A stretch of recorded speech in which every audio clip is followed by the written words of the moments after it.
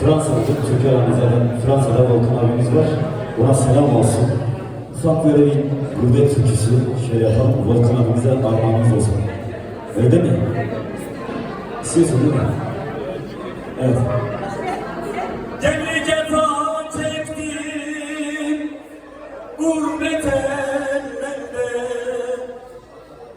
Cemre cefa çektim gurbet ellerde,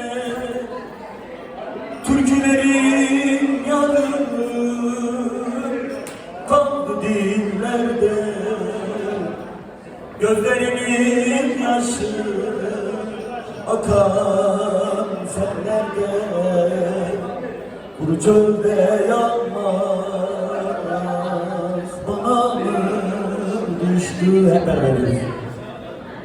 Bana mı düştü yar yar, bana mı düştü, bana mı düştü yar yar, bana mı düştü, kuru çölde sen yanlarına git. Böyle garip kalmaz bana mı düştü efendim? Bana mı düştü yar yar, bana mı düştü, bana mı düştü yar yar, bana mı düştü, kuru çölde yanmak yanmaz bana mı düştü, böyle garip kalmaz bana mı düştü efendim. Alkışlar gençlik olsun, Volkan abimize olsun.